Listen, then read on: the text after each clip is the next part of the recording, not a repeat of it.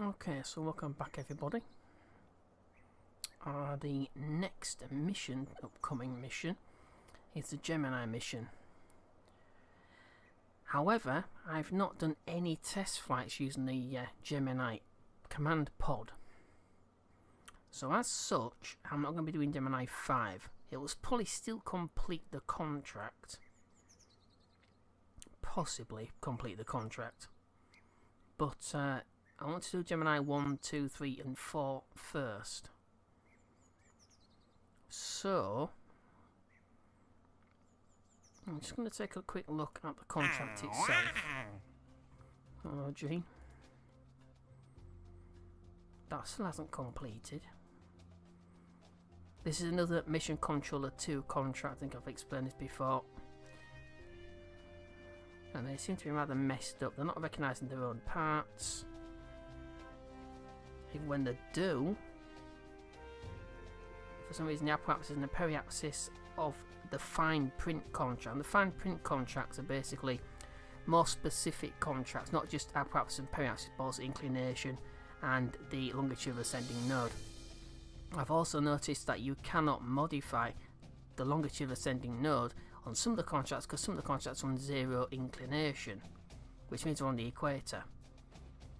Now the ascending node, the longitudinal ascending node, is the indicated point of where your orbit crosses the equator. So if you're on the equator, there is no longitudinal ascending node, and you certainly can't modify it.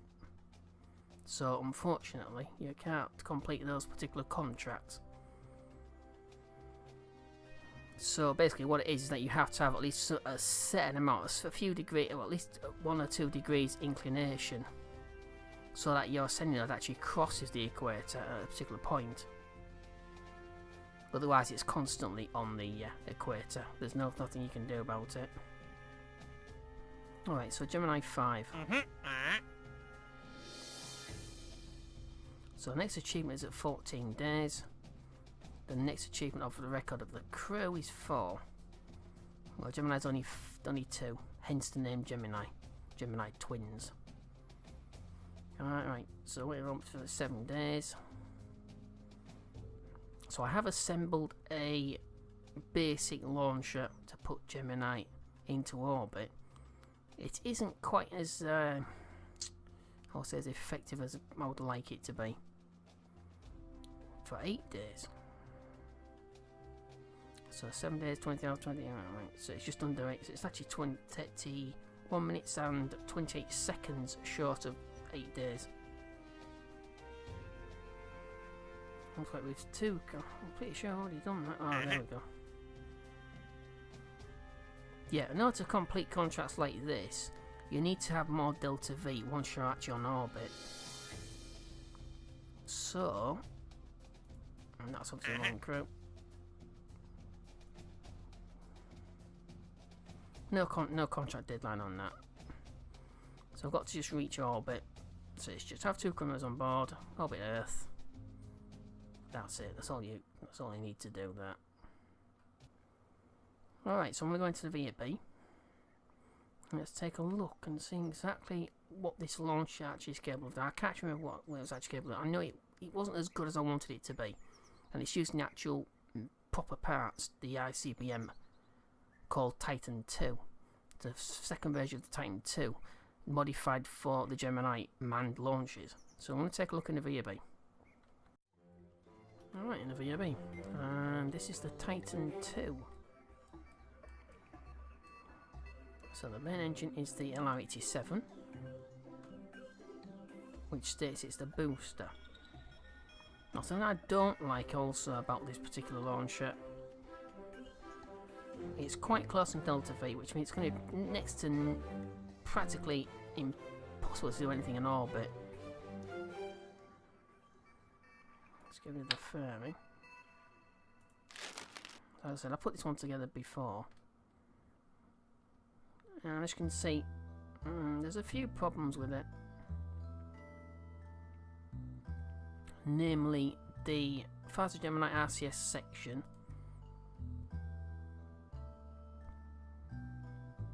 has no crossfeed. and yet this section is supposed to be the equipment section which contains the fuel.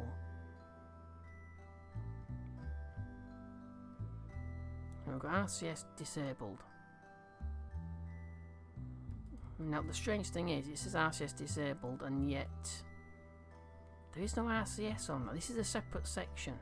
As you can see by the way the green glow doesn't stretch onto the upper section.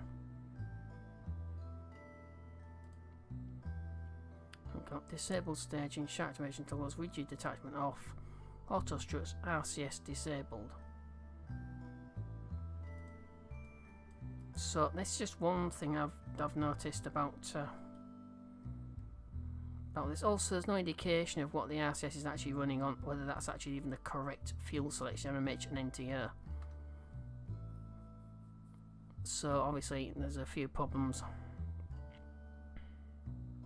Also we have, detach this for a moment, put this up. This is basically an ICBM.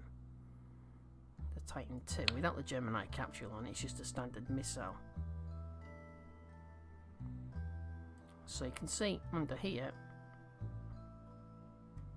we have no way of actually seeing anything as far as fuel selection is concerned. There's no RCS indication, but the RL fuel's compatible. So we have the retro solid rocket motors. That is where we're getting the 55 meters per second, 11-second burn time. I don't like relying on things like that because you don't have much control. It's either just a solid on, it's burning for 11 seconds, and it can take your periapsis down by quite a large chunk, or not take it down enough, at which point it takes you several days to deorbit. So I think what I'm going to do, I'll keep this section, or will I? So we have no fuel for the RCS, and there is no indication as to what the RCS actually uses, whether that's even correct. MMH and NTR. I mean, it's a shame to get rid of that because it's such a nice part. Something else I also noticed, there's no LES. There's no launch escape system. There's no rocket SRB tower. Just another problem as well, unfortunately. So if I tap in Gemini into the I forgot to spell it then.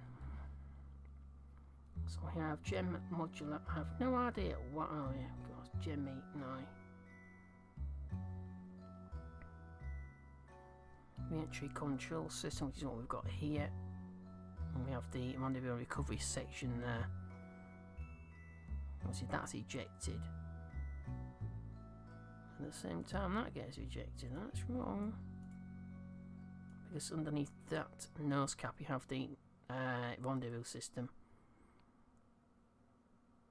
Doesn't allow docking as such, but allows you to attach them. I suppose it's docking however, but you can't transfer any thing other than there.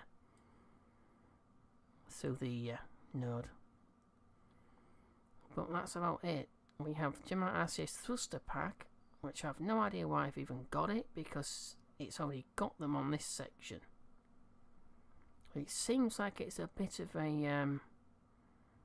a job lot, as in you just stack of parts in there, you use them however you want to, but some of them just don't work properly. Yeah, so rail fuels engine, but where is the actual engine? Alright, so once I put this together, this will definitely be a test flight. So this will be the Gemini 1. It will not be Gemini 5. It will not be doing Gemini 5 for at least a number of test flights. Unfortunately, you can't just jump straight in because there could be a few problems with this. And there's definitely going to be a few problems with this ICBM, because it's not generating enough delta V to make it worth your while actually messing around with this. So I'm going to carry on with this, bring it all back in once I've actually sorted something out for the first test flight. but it will be Gemini 1. It will not be Gemini 5. Although, like I said, it could sort of... Actually, no, I'm not going to leave it in orbit for 8 days. And it's not going to have any crew on board, so it's not going to complete Gemini 5. So you've got to be staying, it's got to stay in orbit for at least 8 days with Gemini with 2 crew, which it won't be doing. Alright, so I'm going to get on with this, and once I've finished, I will bring it all back in. Okay, so what I've done, I'm not entirely sure how exactly these decouple. It looks like, I mean, if I enable staging now, if you look on this staging section, it just looks like a decoupler, yet it's supposed to be RCS. So I'm not sure what's going on there. So I'm going to disable it. If I need to sort of right click on it and enable RCS, that's fine. We'll leave them all disabled on this section and on this section. For some reason this section has RCS as well, but it's not modelled. So I don't know what's going on there.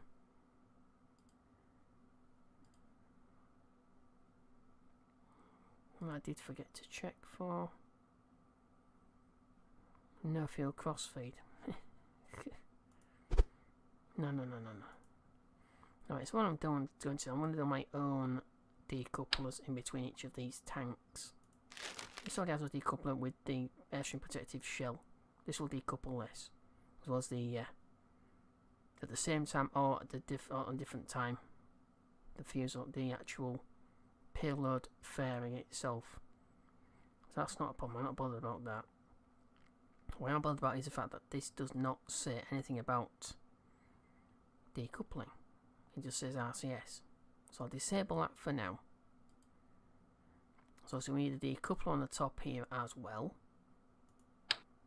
So I might as well do them all at the same time. So decoupler between the Gemini RCS section and the command pod itself. This has a heat shield, and the RCS keeps it shield first. Re-entry control system 18.1.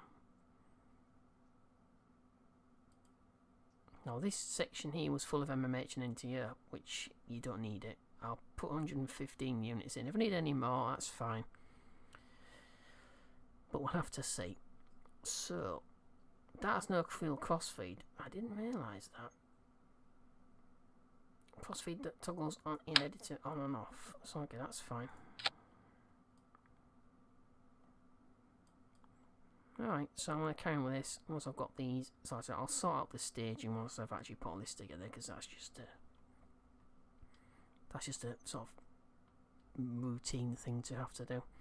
Alright, so I'm going to carry on with this. Once I've done it, finish a copy. I've also built up the Delta V to well over 8,000, which is good, because I was getting well under 8,000. It was about 7,000. It was actually came out to about 7,300, which is very borderline as whether I'll be able to make it into orbit. But that's because the pod itself was weighing well over 6 tons, because I put far too many resources in. I've still got the full 8 days, but it's got nowhere near as much electric charge. But this section has. This section's got a lot more. 2,106,000, and it doesn't weigh anything like as much, which is weird. So I'm not going to ask why. I'm just going to carry on and put it together and get it into orbit, just for the first test flight. So I'll bring you all back in once I've finished off the actual staging and the actual build with the decouplers in position. Okay, so I've finished, and there's no crew on board right now, which there shouldn't be. No. So as you notice, the Delta V is quite... It's far more than I actually need to get into orbit. But that does include the 94 also Delta V meters per second from the SRBs here. Now if I re-enable this...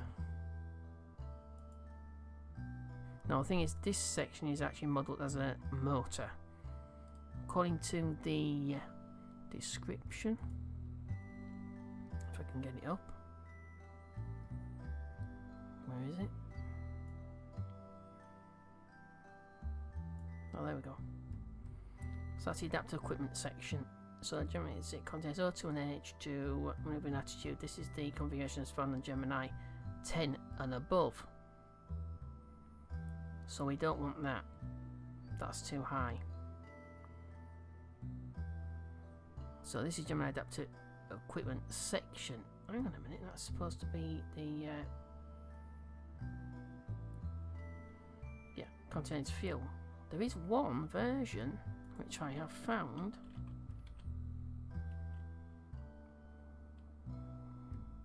Yeah, so the advanced Gemini equipment section actually models the RCS rather than RCS but as an engine. So if I just take a quick look at that and show you exactly what it means, you can actually get rid of that. You can actually see the motors there, the 4 motors, which are effectively just like the 1 kilonewton RCS thruster I've been using on some of my lunar missions, which is just there. No, it's big. It's like a large linear RCS thruster. But that's not what I'm using right now. This is just a tank. That's all this is. So 129.6 mmH, 104.4 NTO, and the rest of it is electric charge. Electric charge, no matter how much you drop bottom it out, if you watch Delta V, 9320, 9320, it makes no difference. So that's actually realistic, because no matter how high you put your batteries, and it's got the batteries in there already, so whether you use them or not, so you're still carrying the weight regardless, whether you charge them or not, which is correct. I mean, if your car battery's only down 50%, it doesn't weigh less, it just gets out less charge. So that's about as much as I can do, but 9,820 meters per second with no crew on board. As soon as I add the 2 crew, go on Jib, go on then Bill, it drops down to 7,878 meters per second. That's a little, for me, that's a tad much, just for crew. So if I notice, I didn't actually look at how much they actually weighed. Let's take a look. Don't actually know, do we? 160,786, 160,786. So it's 170,786. Whoa! 160,786 has gone to 165. They've added 5 tons on. Jib, what have you been eating? You put a massive amount of flipping weight on, man. And Bill, what you been eating? Lead pellets. That's a bit much, but then again, yeah, of course. With the Gemini capsules, they didn't have built-in life support. They had to carry their own life support. Dear me. There's always something, isn't there? I have no, I've mentioned that before, but they've got no launch abort system either. No launch escape tower. Okay, I'll use the H1. You can cluster those as well, they're quite nice. Yeah, so that's something I didn't really want to be happening. It's just I didn't want to be doing that either. Right, so at the panel, the thing is, the first stage is generating 1.42 TWR, which is going to generate quite a lot of G-forces on the crew. And this lack of Delta V, I'd like to be able to get more Delta V on orbit. Now this is only, like I said, this is only a prototype launcher. Now I can't put SRBs on the side and augment the lift capacity by doing that. That's just silly, because that would just increase TWR. And the non-throttleable engines, which again, it's pretty much holding the program back. If I had throttle engines, I could just overcome the problem with high G-forces just by throttling back the motor when it starts generating too much. But unfortunately, you can't do that. So what I'm going to do, I'm going to add a third stage. Not a massive third stage. If it lets me have the damn stage in the first place, you can let me have that or not? Oh, thank you. That's much obliged. Very kind of you. So obviously that delta V there, that figure, is also without the frames attached. It's bringing down, I would say, about 200 to 300 meters per second as well, which is rather awkward, to say the least. Alright, so again, like I said, let's check, make sure these have actually got gimbling as well. Thrust vector. Do they have vectoring? It's very expensive as well. I mean, 1,550 is only the base price for the basic LRHS7 booster. These ones cost about 3,000 that I'm using right now, which is about well, it's 1,000 for each. So you're talking about 30 million in 1960s, 1950s, 1960s dollars, which is a lot of money. Do we have any vectoring?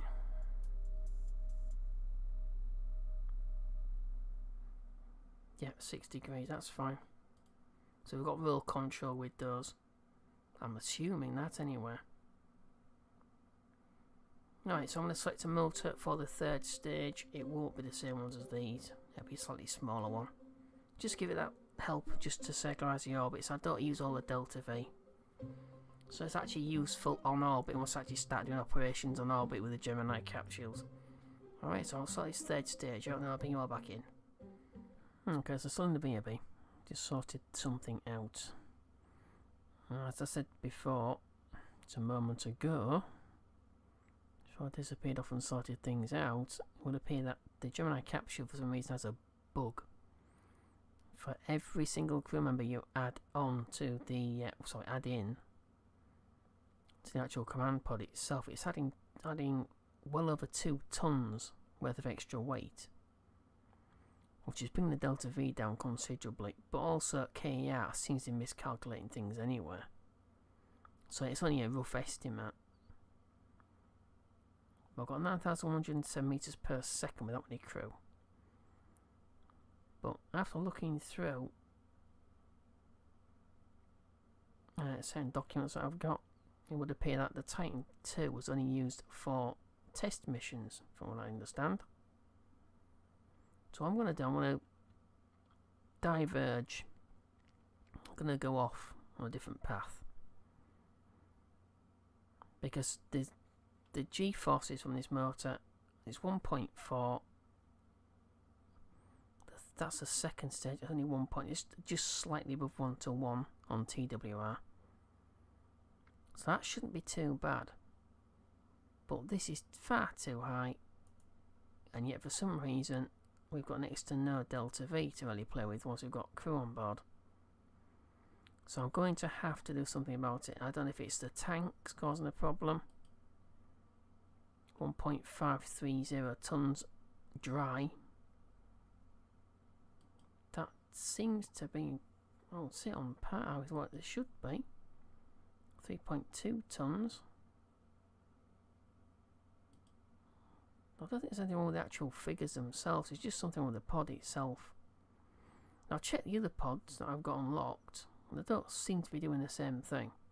So it seems to be something to do with the Gemini capsules themselves.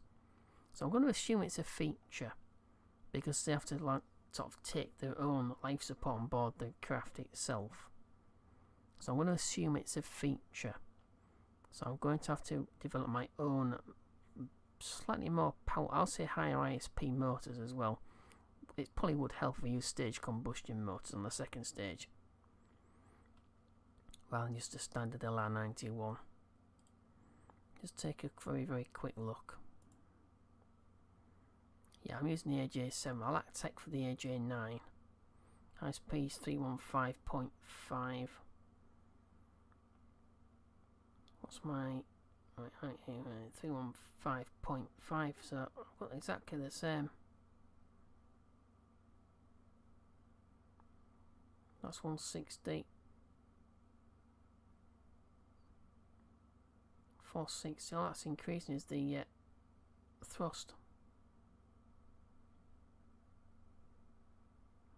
Is AJ-7, so that's the current config I've got right now. It's developing 453.7 in a vacuum. We won't be in a vacuum, we'll be somewhere in between.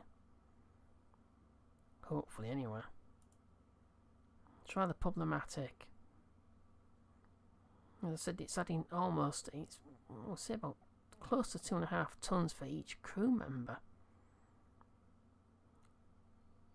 Which it shouldn't be doing. And none of the other pods have done the same thing that I've checked, so it has to be something to do with the no, must be something to do with the Gemini pod itself. Just take a look. 9107 is a current Delta V. With one crew member on board, it comes down to 8116. So that's not too bad with one crew member on board.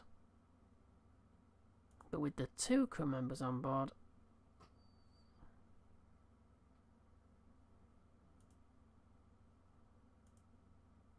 yeah, 7387, that's not even orbit. There's no way. It's going to take us about 2,500 Delta V just to get high enough to actually reach space itself. So, and it's 174.8 tons. So that's 174.8 tons. Take those off. It's down to 167. It's 2.5 tons each, or thereabouts.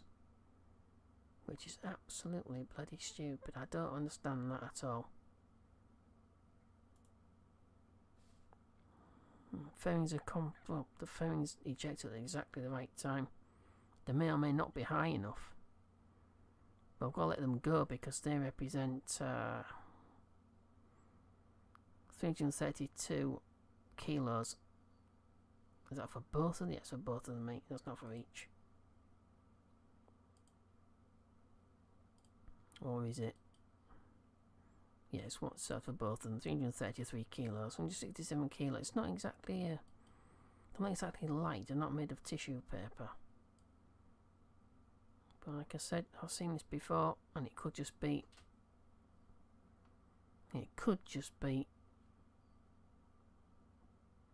Cable engineer. This panel miscalculating things. I've checked the staging. There's nothing on. There's the fairings. Line into one decoupler. That's the SRB's firing. Ignition. Then a tight decoupler at the top. Got the original stack.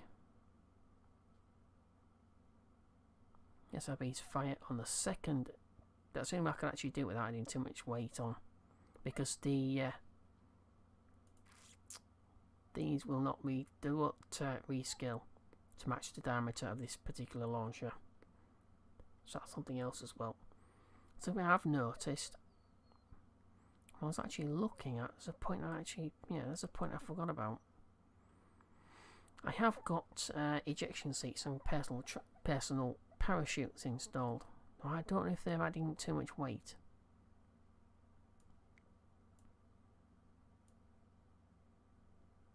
Now I can't see those to get rid of them.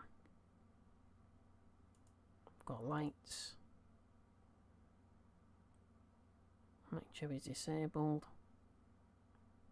Yeah, something to do with this. It's to do with ejection seats. But the others have got ejection seats installed them as well from as in from default. That's basically how the ejection seats and the personal parachutes work.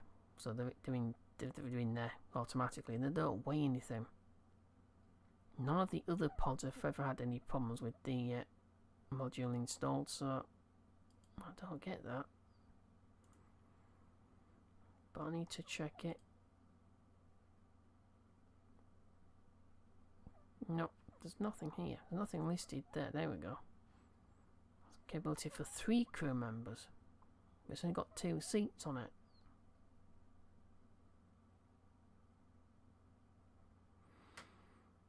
What I'm going to do, I'm just going to have to develop my own launcher.